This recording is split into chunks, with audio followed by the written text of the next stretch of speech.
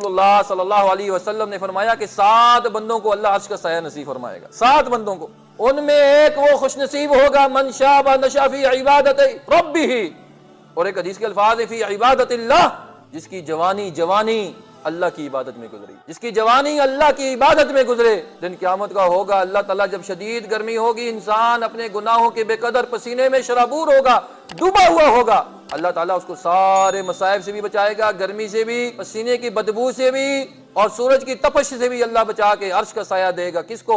یہ جس کی جوانی اللہ کی عبادت میں گزرے، اللہ کی فرما برداری میں گزرے۔ آج وقت ہے اصلاح کرنے کا۔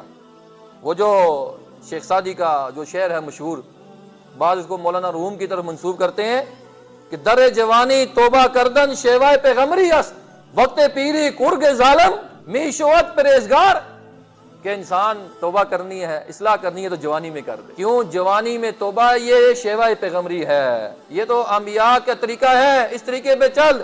کیوں؟